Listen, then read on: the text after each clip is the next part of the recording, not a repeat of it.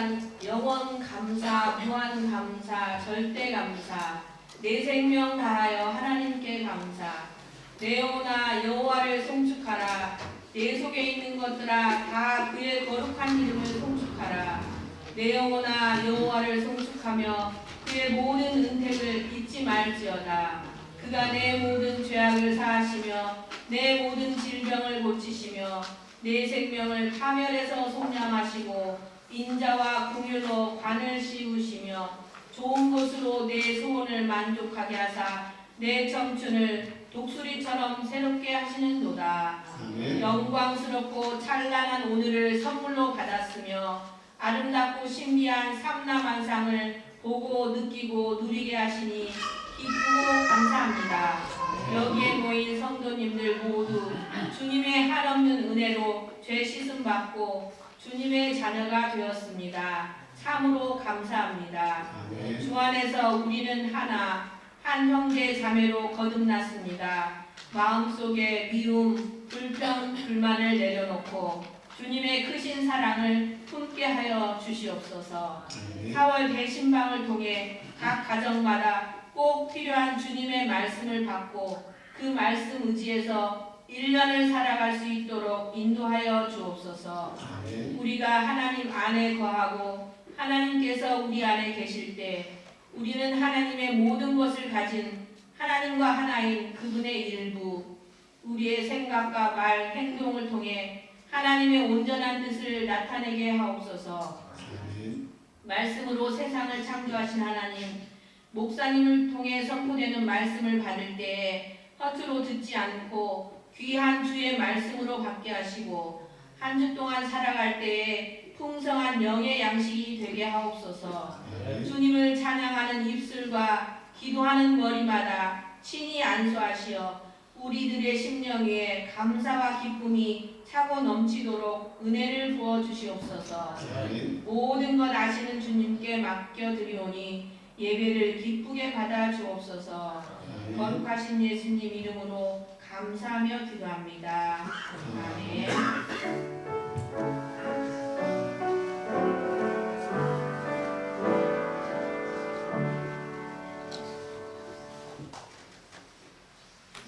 이어서 성가대에 찬양하겠습니다.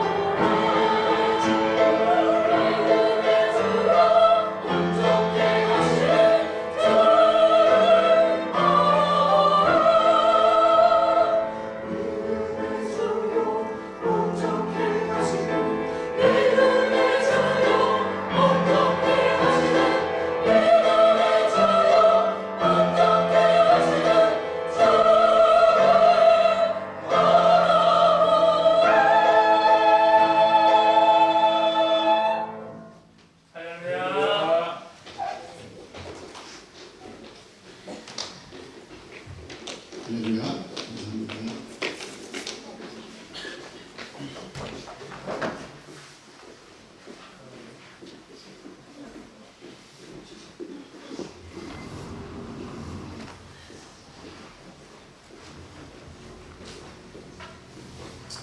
예수 그리스도 이름으로 하나님 말씀 전하겠습니다. 먼저 시편 60편 1절에서 12절까지 있는 말씀 보도록 하겠습니다. 123절 읽어주셨습니다.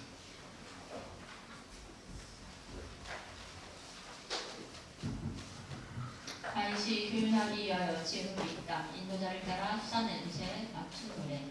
다윗이 아람 나하라임과 아람 소바와 싸우는 중에 요압이 돌아와 에돔을 소금 골짜기에서 쳐서 12,000명을 죽일 때에 하나님이여 주께서 우리를 버려 흩으셨고 분노하셨사오나 지금은 우리를 회복시키소서. 주께서 땅을 진동시키사 갈라지게 하셨사오니 그 틈을 기우소서.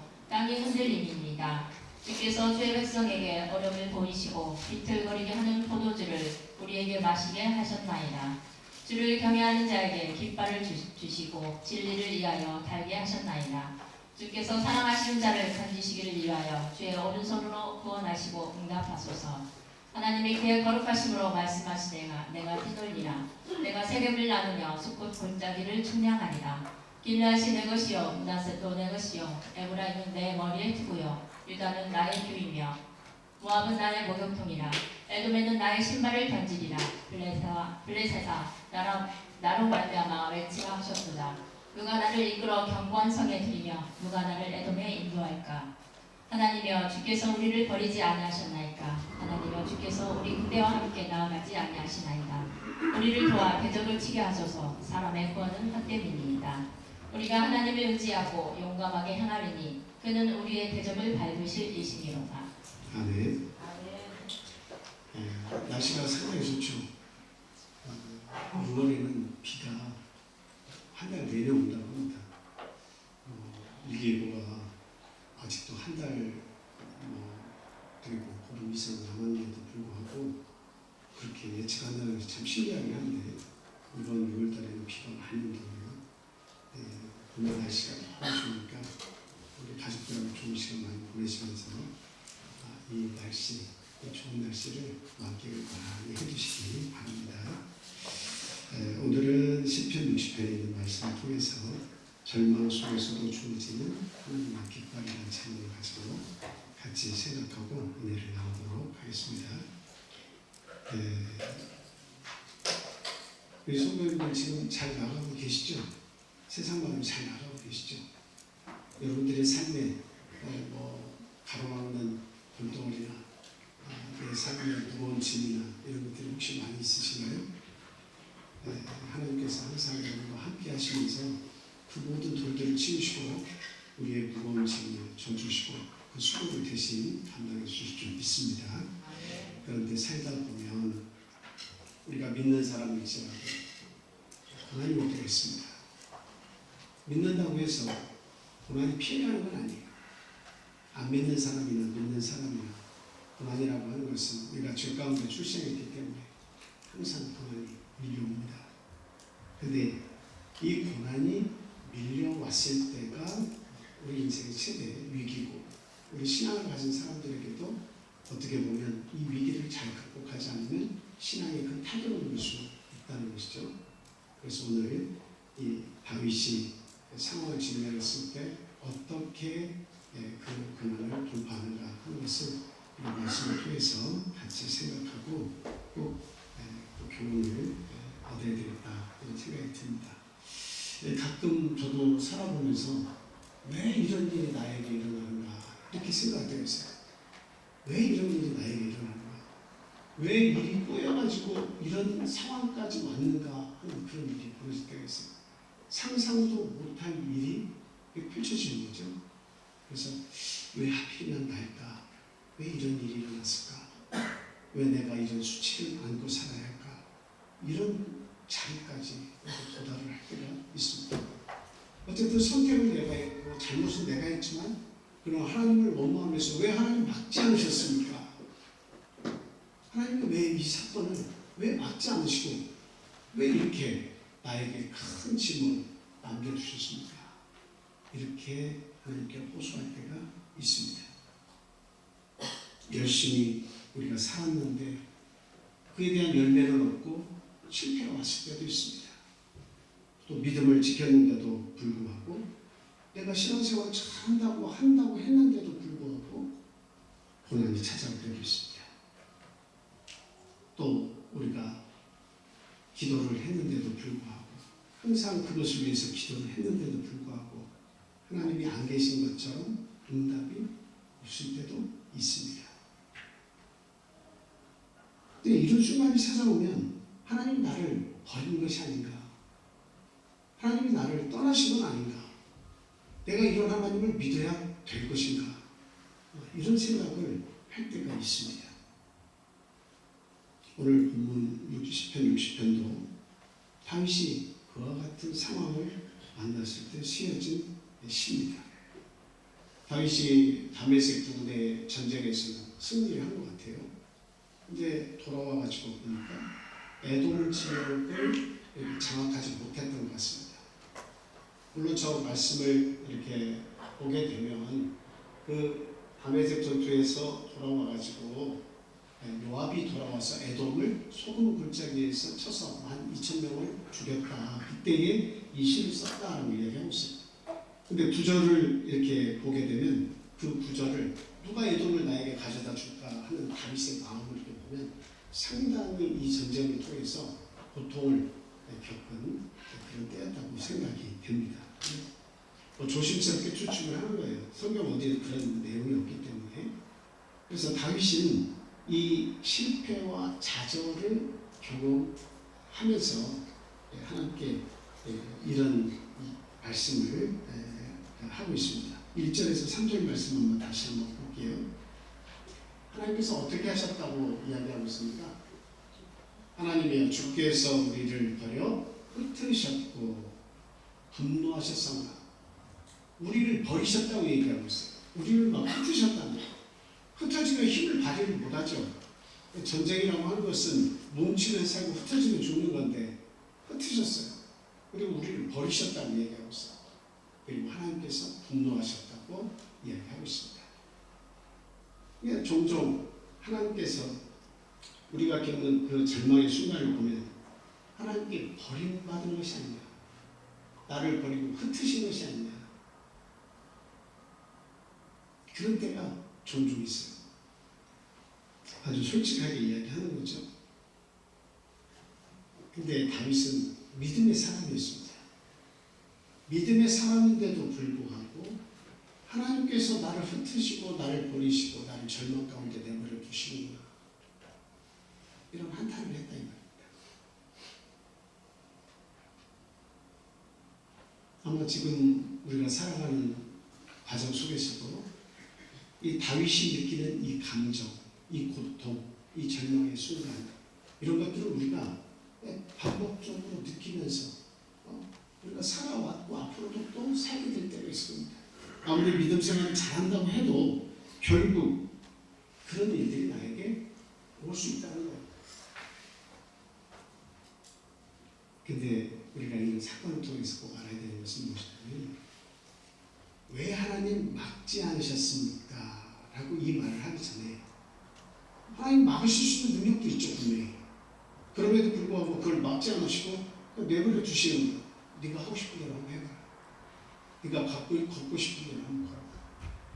그리고 그 무엇을 만나든지 그 절망의 순간이 찾아오는 것을 네가 한번 경험해봐라.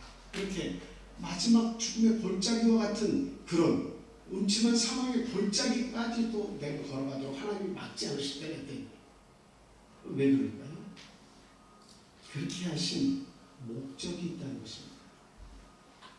하나님께서는 세상을 떠나서 어디 안 나타나시고 죽으셔가지고 그 생명이 없으시고 그게 아니죠. 어디에나 다 계시고, 특히 당신의 사랑하는 백성들을 끝까지 책임지시고 사랑하십니다.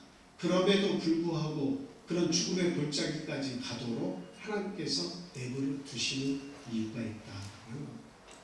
그런 사건들을 만나서 고통스럽게 만드신 목적이 있다. 다윗이 전쟁터에 나가야 할 왕이 그 전쟁이 수행되고 있을 때 나가지 않음을 통해 가지고 왕궁을 거느리면서 그 밧세바를 발견하고 밧세바를 가늠하게 되고 결국 그 남편까지 적진 잎새끼 덮고 다 병사들을 후퇴시켜서 죽게 하는 그런 일들을 볼 때 왜 하나님이 그와 같은 일을 다윗에게서 돌이키지 않고 왜 막지 않으셨을까? 그것은 다 다윗을 위한 하나님의 선택이셨다라고 하는 사실이에요. 다윗을 더욱더 다윗 때문에 내가 사랑하는 다윗의 그 믿음을 더욱더 순수하게 끌어올리기 위해서 그와 같은 그 고난과 그 수치를 맞이하면서까지 아픔을 겪도록 칭찬해서 눈물을 흘리도록 하나님께서 그렇게 만드셨다라고 하는 사실. 그래서 저는 돌이켜보니까 저 역시도 그런 수치와 그런 아픔의 골짜기를 지나갈 때 참 하나님 넘어갈 때가 많이 있었어요. 그런데 다 지나고 보니까 이 모든 것이 나를 위한 하나님의 계획이었구나 라고 하는 것을 깨닫게 됩니다. 결국 하나님의 은총이더라라고 하는 겁니다. 그런 일을 겪고 나니까 한없이 낮아지고 한없이 겸손해야겠다는 생각이 들고 정말 이 남은 시간을 더욱더 잘 살아야겠다는 그런 생각이 저에게 계속 들어옵니다. 여러분들도 마찬가지예요. 이걸 빨리 깨달아야 돼요. 왜 나에게 이런 고통을 오냐? 왜 나에게 이런 상황을 주냐? 그런 것만 생각하지 마시고 하나님이 살아계시다면 그렇게 만드신 이유가 뭘까? 왜 나에게 이런 고난을 주셨을까? 결국은 나를 하나님 곁으로 부르시기 위한 하나님의 방법이었다라고 하는 겁니다. 더욱더 가까이 나에게 오라는 것이죠. 그 한 영혼을 귀히 보시고 사랑하시고 구원하시기 위해서 하나님이 이렇게 흔드시고 때로는 버린 것처럼 그런 고난의 골짜기에 서게 하시더라라고 하는 사실입니다.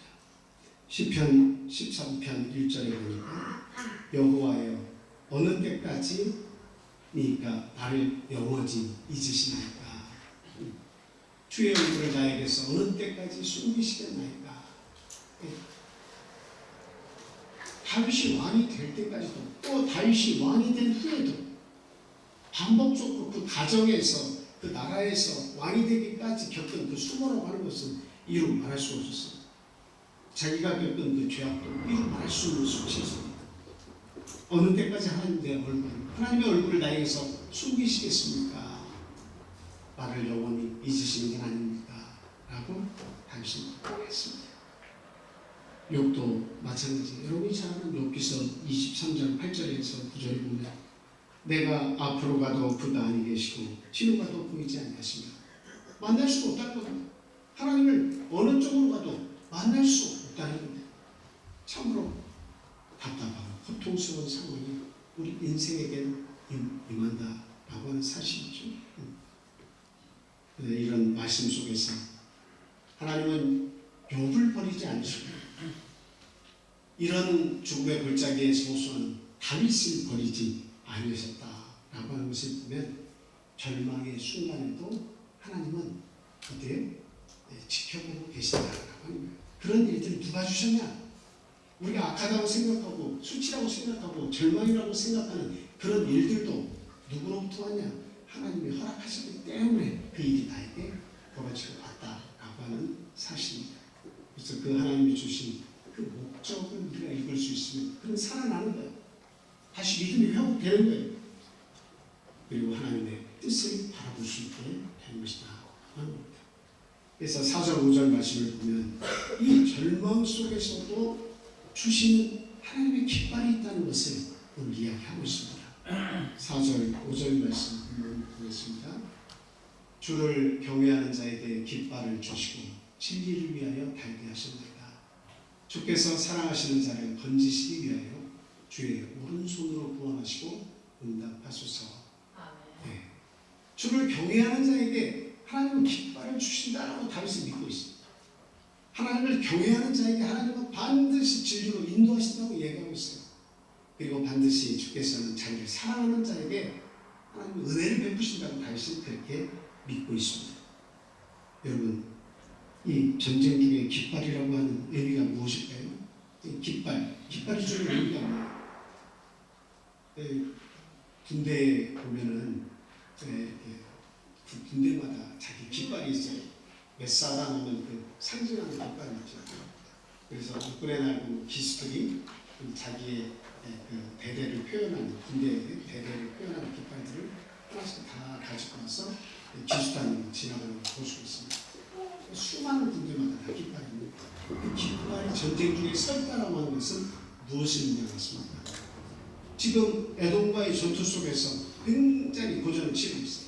너무나 아파요. 너무나 절망적이에요. 상황은 나아질 것이 안 보여요. 하나님을 찾아도 하나님 안 나타날 것 같아요.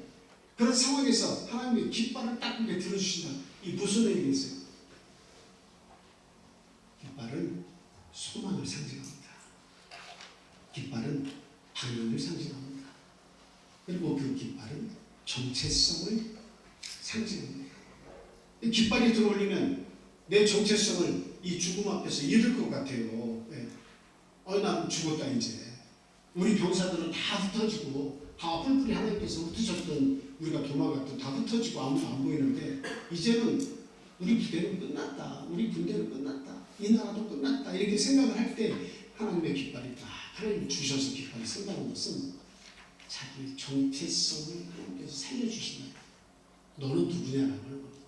그 깃발을 볼 때 너 누구야? 너 군대 아니야? 군대. 너 나의 군대 사람 아니야? 이스라엘 군대 아니야? 깃발이 서면 내가 누구인지를 다시금 새기게 되는 거예요. 그래서 하나님은 그와 같이 절망 속에서도 하나님은 그 인생을 포기하지 않으시고 고통 속에 있을 때 이 깃발을 우리에게 주시는 겁니다. 너는 나의 자녀야. 너 세상 끝난 줄 알고 그렇게 고통스러워했지. 너는 나의 사랑하는 아들, 딸들이야. 내가 너를 사랑해. 너는 나의 사랑이야. 라고 이야기하시는 거예요. 그래서 그 깃발을 보면 자기의 정체성이 다시 살아나는 거예요. 그리고 그 깃발을 보면 소망이 생겨요. 내가 그 적진 속에서 내가 끝까지 살아서 그 깃발 곁으로 가면, 우리 군대 곁으로 가면 나는 다시 살 것이다 라고 하는 소망이 생겨요. 그래서 절망이 기쁨으로, 절망이 소망으로 바꾸는 그런 일을 경험을 할 수가 있게 되는 것이다 라고 하는 거예요. 그래서 깃발을 보면 사랑할 이유가 생기는 거예요. 이것은 마치 우리가 절망 속에 있다가 하나님 앞에 간절히 나의 그 고통을 알면서 다윗처럼 기도할 때에 하나님께서 내 마음 가운데 하나님의 말씀을 붙잡고 살라고 하는 그것을 주셨을 때, 예를 들면 오늘과 같이 이런 하나님의 말씀을 주셨을 때 이 말씀을 생각하고 있으니 내가 이 말씀을 통해서 다시 살아야겠구나. 이 말씀을 붙잡고 내가 소망을 가지고 다시 시작해야겠구나. 절망 속에서도 일어나라고 하시는 하나님의 이 말씀을 내가 붙잡고 다시 시작해야겠구나 하는 것과 같다는 거예요. 예를 들자면, 그래서 우리의 소속이 어디냐? 하나님의 군대냐? 아니면 세상 사람이냐? 그리고 내가 어디로 가야 사느냐 하는 그 방향과 그 정체성을 우리를 통해 알게 해주신다고 하는 겁니다.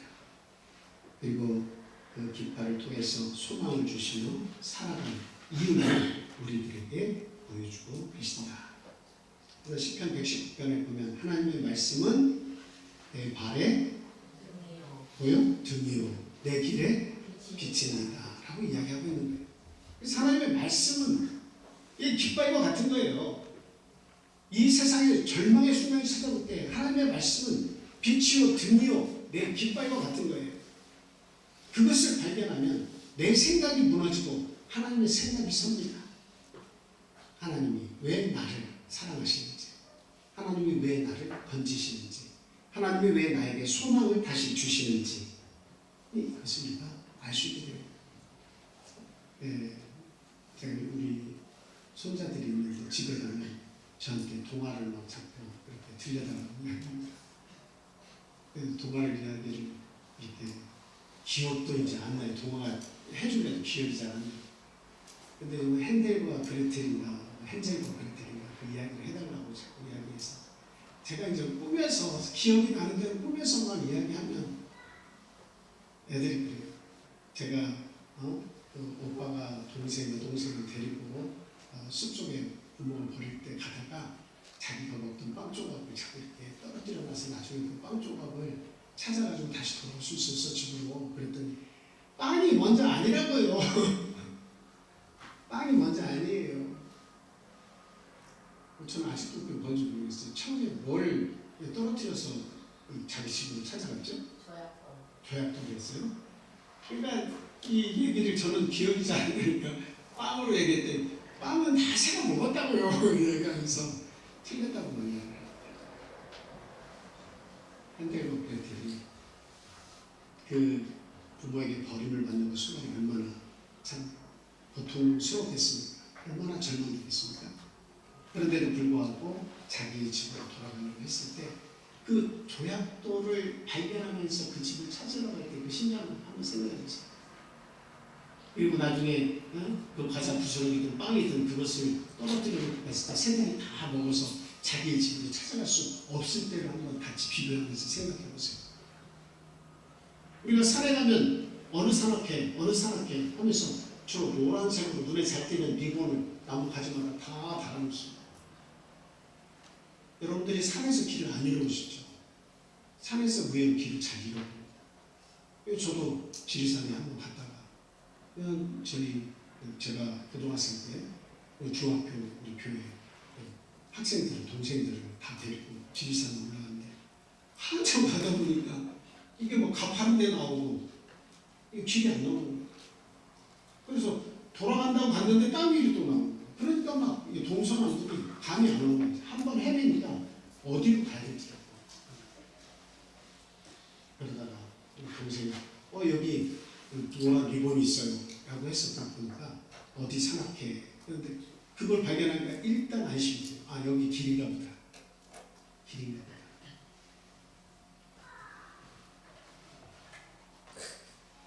어떤 내 삶 속에서 어떤 표식을 발견했을 때에 삶의 방향에 영향을 주는 거예요. 여러분도 마찬가지예요. 어느 순간에 여러분의 인생이 방향을 바꾸고 어느 순간에 여러분의 삶이 변화를 겪는 그 순간을 한번 잘 생각해 보세요. 어떨 때로는 재물이 대박이 나서 내 인생을 바꾸는 것처럼 생각이 들 때가 있고 어느 순간에는 좋은 사람을 내가 만나서 내 인생이 변화되는 것 같은 그런 순간이 올 때도 있습니다. 그럼 나중에 다 보면 이 세상에서 일어나는 일들이 나쁘다는 것이 아니고 그것을 그렇게 신뢰할 만한 일은 아니더라 라고 하는 것으로 전 마침표를 찍을 때가 많아요. 그런데 어느 때에 우리가 진정한 변화를 겪고 어떤 올바른 방향을 찾습니까? 그것은 바로 하나님의 말씀을 받고 깨달음을 얻을 때 하나님의 말씀을 받고 깨달음이 오면 내 삶의 방향이 바뀌어요. 분명히 바뀝니다. 막 소름이 돋듯이 내가 이렇게 살면 안 되는구나 라고 하는 그 확신이 와요. 그게 더 강해지죠. 그래서 하나님의 말씀을 들으면 내 인생의 방향이 자꾸 바뀌는데 어디로 가요?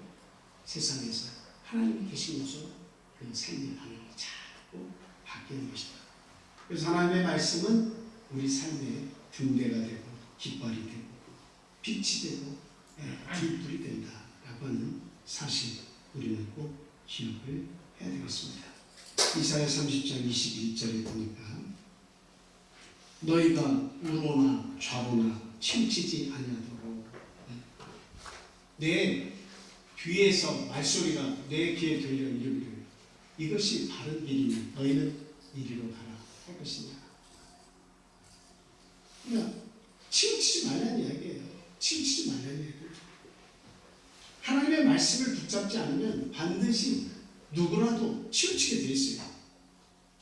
근데 오늘 하나님께서 우리에게 소망을 주신 깃발을 우리에게 주신다는 것은 절망 가운데 주신다는 것은 하나님은 우리 인생을 고난 속으로 인도를 하시지만 방향은 잃지 않게 하십니다. 방향을 잃지 않게 하십니다. 네가 걷는 그 길이 잘못된 길로 가서 그 죽음의 골짜기에서 죽을 때까지 보시는 게 아니라 그 죽음의 골짜기를 걷게 하시지만 방향을 잃지 않게 그리고 그 깃발을 통해서 다시금 너에게 샘솟는 삶을 다시 너에게 주겠다 라고 소망을 주고 계신다라고 하는 겁니다. 하나님은 여전히 6절, 8절에서 말씀을 보면 하나님은 여전히 우리 모두의 주인이 되신다라고 말씀하고 있습니다. 본문 6절을 보니까 하나님이 그의 거룩하심으로 말씀하시되 내가 뛰놀리라 내가 세겜을 나누며 숫꽃 골짜기를 측량하리라. 측량한다는 것은 뭘 얘기하고 있어요? 측량한다라고 하는 것은 하나의 심판도 얘기하지만 측량을 하는 것은 내 것이니까 측량하는 거예요. 그래서 숫꽃 골짜기를 측량하겠다. 내 것을 측량하겠다는 거예요. 그리고 세겜 땅도 나누고 이것이 다 내 것이라고 하는 이야기입니다. 길르앗이 내 것이고 므낫세도 내 것이고 에브라임도 내 머리에 두르고 유다는 나의 꼴이다. 주의보 있죠.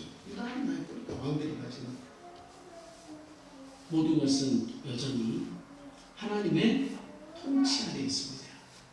모든 땅이며 바다며 육지며 우주며 하나님의 것이 아닌 것이 없어요. 심지어는 어때요? 우리의 삶의 모든 것도 하나님으로부터 온다는 거 아니겠습니까? 다 하나님이 주시는 거예요. 우리의 재물도 하나님께서 주시고 우리의 행복도 하나님께서 주시고 우리의 아픔도 하나님께서 주시고 모든 것을 하나님께서 주십니다. 우리의 살고 죽는 것, 성공과 실패, 슬픔과 기쁨, 절망과 분노 대신 우리 하나님은 또 감사와 평안을 주시는데 이 모든 것을 주시는 하나님은 우리들의 주권자이시다라고 하는 것을 우리는 분명히 알아야 되겠습니다. 저도 종종 바둑을 이렇게 보는데 눈으로만 실력이 상당히 늘었어요. 여러분이 바둑을 보면 뭐 신진서 선수, 뭐 이렇게 또 이세돌 선수, 뭐 유명한 사람 많이 있죠. 근데 저는 신진서 선수 상당히 좋아하는데 그 바둑을 보면 여러분들이 이해가 되는 분도 있고 안 되는 분도 있어요. 착수할 때 이래서 이슈를 뒀구나. 이게 예전에는 볼 때는 이해가 잘 안 되는데 요즘은 이해가 조금씩 돼요. 그래서 나 같으면 어디에 놓겠다 하는데 이렇게 탁탁 놓는 걸 보면 요즘에 AI가 뭐 거의 99% 이길 수 있는 그 자리를 딱딱 알려주거든요. 그래서 이렇게 가면 역전은 가능하다. 이런 것도 다 나와요. 그래서 제가 신진 선수 좀 좋아하는 이유가 있어요. 왜 그러냐면 그 질 것 같은 AI도 그 빨간색, 검은색 돌이 누가 더 몇 점 더 이기고 있다. 92 몇 프로로 검은색이 검은 돌이 승리한다. 이런 것들이 계속 한 수를 둘 때마다 그게 오르내리면서 그걸 보여줍니다. 그걸 보면 신진서 선수가 막 10집 이상씩 지고 있는 그 모습이 나오면 이미 바둑 그 프로 바둑에서 10집 이상 차이 나면 이거는 끝까지 회복이 불가능해요. 거의. 그냥 지는 거예요.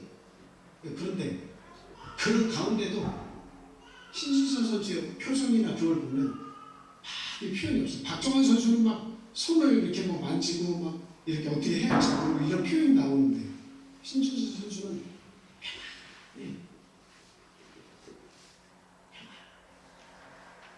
그래서 다른 사활의 문제하고 지금 겪는 이 고난의 사활의 문제하고 엮어가지고 역전의 발판을 마련하는 거야. 참 대단하다. 이렇게까지 이 판을 다 볼 수 있다.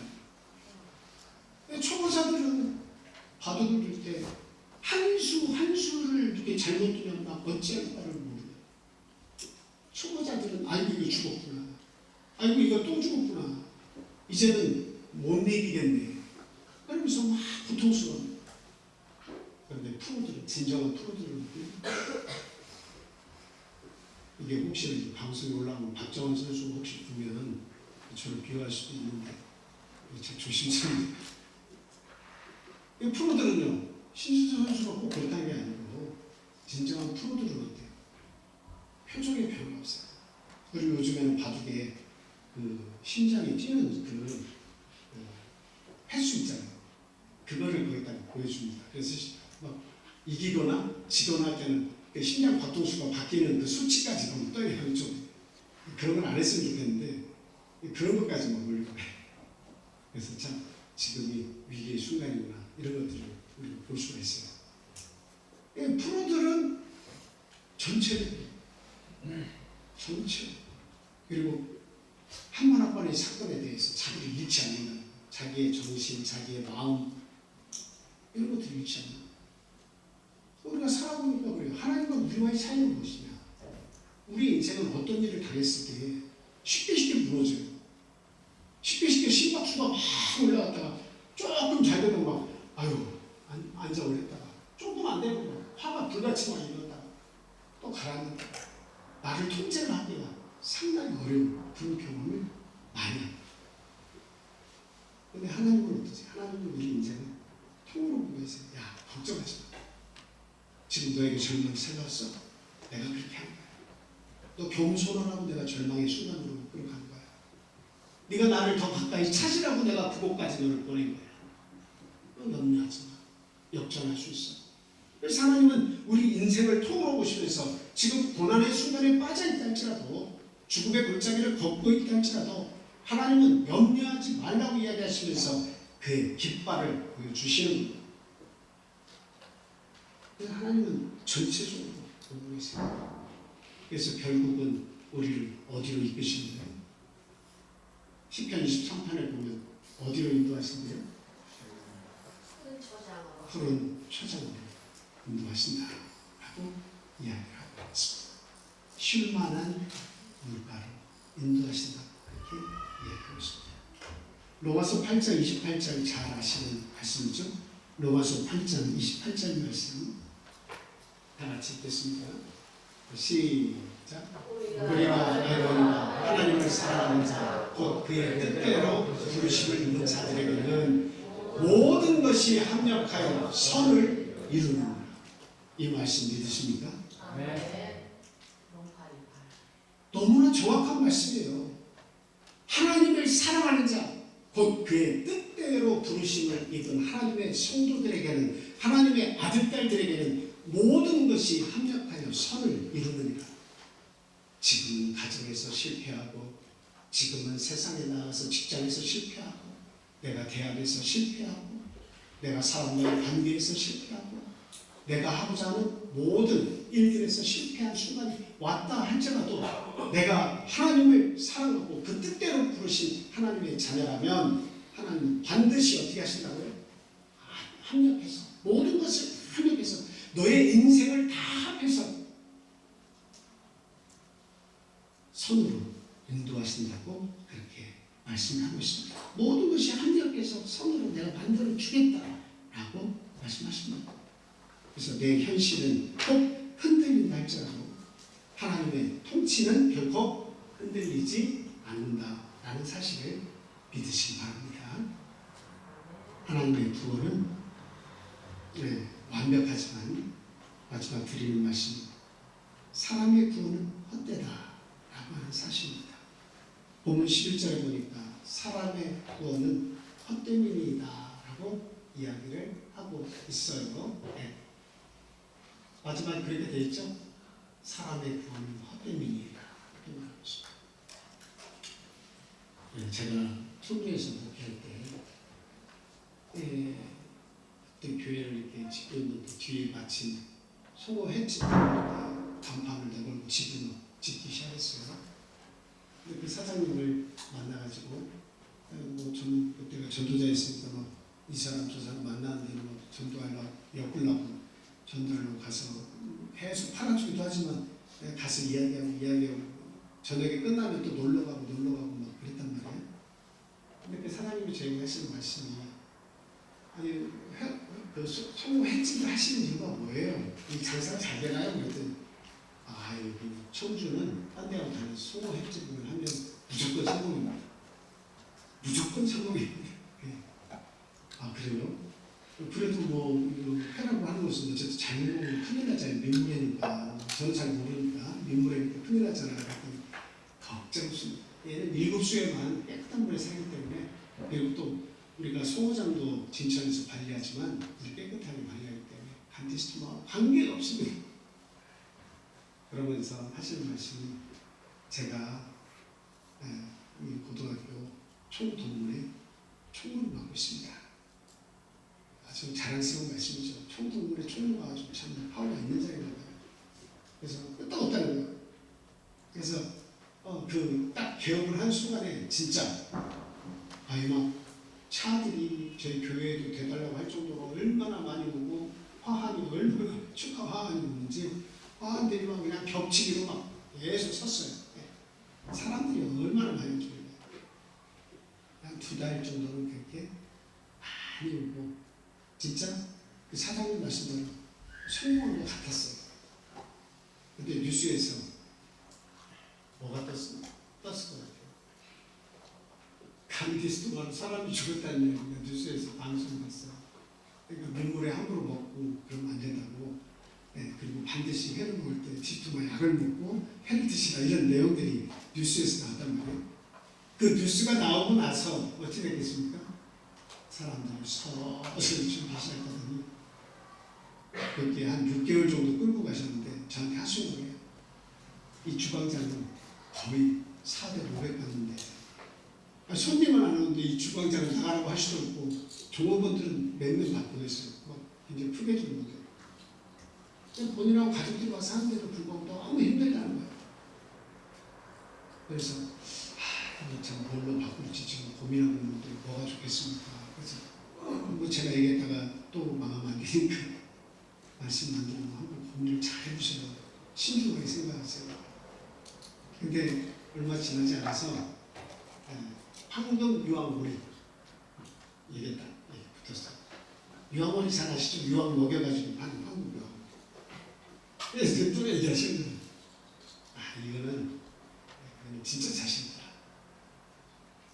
우리 총동문회한테 다 또 알렸다. 걱정 없다고 얘기하시고. 그러니까 또 화환이 2차지만 또 안 왔던 누군지는 모르지만 전처럼 그게 화려하진 않았지만 화환이 더 막 오는 한 2달은 잘 됐습니다. 근데 이번에는 하나님께서 뭘로 막으십니까? 조류? 독감?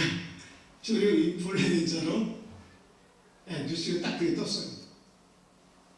그러니까 그냥 우리 집이 뭐 직접 그 직격탄을 받으려고 상상도 못했는데 이게 뭐 실험실 사람이 앓다가 죽는 것처럼 이 음식점도 마찬가지로 사람이 점점 줄더니 인원이 없어요. 점심 때 이렇게 가보면 몇 상 없어요. 그래서 제가 가니까 그냥 음식을 공짜로 주면서 목사님 드시오.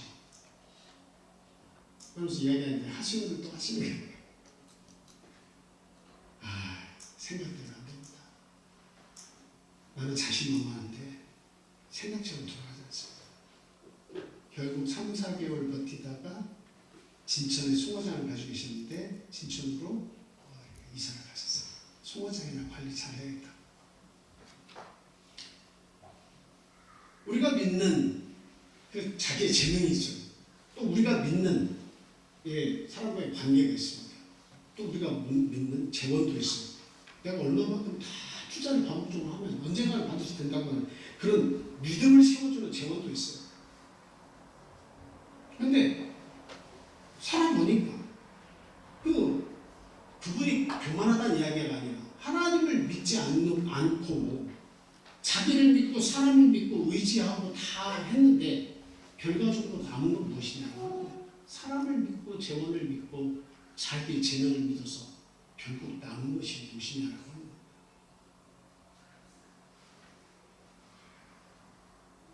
다윗은 믿음의 사람이지만 자기의 이런 일이 닥쳤을 때 깨달았어요. 문제는 군사력이 아니다라고 합니다. 뭐예요? 하나님과의 관계다라는 것을 깨달았습니다. 여러분, 이거를 오늘 말씀 속에서 붙잡으시면 여러분들이 살아나는 거예요.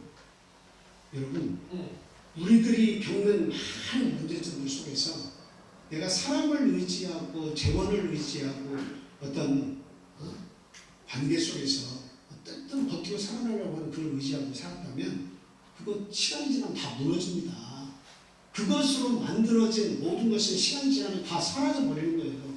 그게 굉장히 강한 것 같지만 나중에 시간이 지나면 아무것도 아니에요. 누구를 믿고 내가 다니고 누가 나에게 은혜를 베풀어서 다니고 이거는 나중에 다 무너지는 거예요. 그런데 이런 시간들이 왔을 때 하나님의 말씀을 듣는 순간이 왔을 때 한 번이라도 들을 수 있는 귀를 하나님 앞에 달라고 하셔가지고 그 말씀에 집중해 보세요. 그리고 그 말씀 속에서 말씀하시는 하나님의 음성에 귀 기울이고 있어요. 하나님은 딴 거 얘기하시지 않아요. 네가 혹시 살다가 이런 고난이 오거든 나를 기억해달라고. 네가 좌절한 순간이 왔어도 깃발을 세우시는 하나님을 바라볼 수 있는 그 영의 음만이라도 가지고 있으라 라고 하는 것을 하나님은 지금 요구하시는 거예요. 이 모든 깃발을 주시며 어둠 속으로 인도하시며 절망으로 인도하시는 것은 하나님과의 관계를 더 친밀하게 유지하라는 그런 뜻에서 하나님께서 주신 것이다 라고 하는 겁니다. 시편 7절 말씀 거기에 보면 어떤 사람은 병거 어떤 사람은 말을 의지하고 우리는 여호와 우리 하나님의 이름을 자랑하리로다 이렇게 얘기하고 있습니다. 얼마나 멋진 말입니까?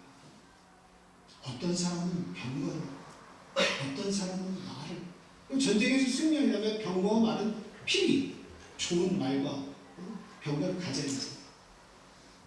그런데 왕의 규례를 보면 그 왕의 규례에서 너희가 왕이 되면 이렇게 하라는 그 규례가 있습니다. 이스라엘 왕에게. 근데 그 왕의 규례를 보면 말을 사기 위해서 좋은 말을 사기 위해서 애굽에 내려가지 가지 말라고 이야기하고 있어요. 그 말씀은 뭐예요? 전쟁이 여호와께 속하는 것이지 말에 있는 것이 아니다. 병거에 있는 것이 아니다. 우리 인생의 성공이 내가 열심히 노력하면 그게 나에게 다가온 것 같지만 꼭 그런 것만이 아니라는 겁니다. 내가 남 12시간 일할 때 내가 16시간 일하면 내가 성취할 것으로 그렇게 생각하지 말라는 거예요. 그런 재원과 사람과의 관계도 다 중요하지만 그것을 통해서도 다 얻은 것 같지만 그 모든 것을 나중에 하나님이 뺏으시면 다 잃어버리는 순간이 올 수 있다고 하는 거예요. 여러분, 사람의 힘은 제한적이지만 무한한 능력을 주신다. 하나님을 만나라라고 하는 거예요. 네. 우리가 1년 365일 많은 시간을 보내지만 그 가운데 어떤 한 시기에 한 말씀이라도 제대로 그 말씀을 내가 들어서 내 마음속에 깃발을 세우라는 거예요. 소망을 세우라는 거예요. 소망을 가지라는 거예요. 제발 하나님이 바라시는 내가 너의 절망 속 깃발이 되고 싶다라고 말씀하고 있습니다. 여러분 혹시 여러분의 가정에서 또 여러분의 사회의 직장에서 또 이웃과의 만남 속에서 또 교회에서 여러분이 무너지고 힘들고 좌절한 순간이 있느냐 한번 생각해 보세요. 과연 그렇게 이끌어간 분이 누구시냐 라고 하는 것도 한번 생각해 보세요. 물론 내가 선택해서 거기까지 왔다고 이렇게 보여지지만 하나님께서 그것을 막지 않으시고 거기까지 오게 하신 이유가 무엇이냐? 결국 하나님이 사랑하시기 때문이다. 그것을 알면 눈물이 납니다. 회개가 일어납니다. 이렇게 사는 것이 전부가 아닌가. 이것을 깨닫게 되었죠. 그래서 다윗은 절망 속에서 이 시를 시작했다가 마지막 부분에 가서는 이렇게 이야기합니다. 12절에 보니까 우리가 하나님을 의지하고 용감히 행하리니 이렇게 이야기하고 있습니다. 그는 우리의 대적을 밟으신 이십니다. 하나님과 함께라면 반드시 승리합니다. 여러분 믿음을 가지세요. 내가 과거에 몇 번 실패했느냐가 중요한 게 아니에요. 아무리 많은 실패를 겪었어도 하나님과 함께하면 반드시 승리합니다. 모든 것이 완벽해서 선으로 이끄신다라는 사실이에요. 그래서 본문을 보니까 순서가 뭐예요? 용감히 행하는 게 먼저가 아니라는 거예요. 뭐예요? 하나님을 의지하고 당신 맞아요. 하나님을 먼저 의지하시기 바랍니다. 그리고 용감하게 믿음을 가지고 행하시기 바랍니다. 다윗이 골리앗 앞에 섰을 때에 사무엘상 17장 47절 유명한 말씀 다윗이 알겠죠? 전쟁은 누구에게 속한 것이라? 여호와께 속한 것이다. 빌립보서 4장 13절에서도 바울 사도는 이렇게 이야기합니다. 내게 능력 주시는 자 안에서 뭐라고요? 내가 모든 것을 할 수 있느니라. 또 여호수아 1장 9절에서는 모세가 이야기하는데 강하고 담대하라. 여호와 내 하나님이 너와 함께하리라 라고 이야기하고 있어요. 모세는 하나님을 체험한 사람이에요. 홍해를 가는 사람이에요. 반석을 쳐서 물을 낸 사람이에요. 하나님을 절절히 느끼면서 살았어요. 근데 여호수아도 그것을 봤지만 정작 자기가 지도자의 그 위치에 섰을 때 내가 과연 요단강을 넘어서 이 가나안 땅을 정복할 수 있을까? 얼마나 지도자 모세가 없는데 내가 이것을 어떻게 할 수 있을까 하고 고민하고 힘들어할 때 그때 믿음의 모세가 이야기하는 거죠. 강하고 담대하라. 여호와 내 하나님이 너와 함께하리라. 믿음은 담대하게 하나님을 신뢰하고 강하게 담대하게 나아가는 것이 이게 믿음입니다.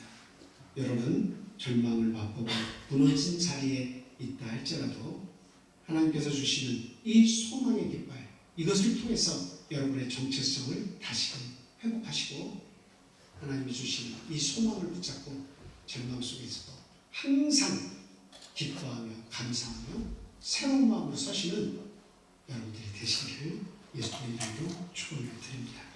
우리 함께 기도하겠습니다. 할렐루야. 예수님의 이름으로 기도합니다. 사랑하신 하나님, 우리가 절망 가운데 흔들릴 때가 있습니다. 그런 순간에 하나님을 의심하지 않게 해주는 도와주시옵소서. 절망 가운데서라도 우리에게 깃발을 들어주시는 하나님, 우리의 정체성을 다시금 깨닫게 해주시고 우리에게 살 소망을 주시는 하나님을 바라볼 수 있는 믿음을 허락해 주시옵소서. 또한 무너진 자리에서 다시 일어날 수 있는 은혜를 저희에게 허락해 주시옵소서. 오늘 이 귀한 시기에 저희들을 불러주셔서 삶의 소망의 말씀을 주시니 참으로 감사합니다.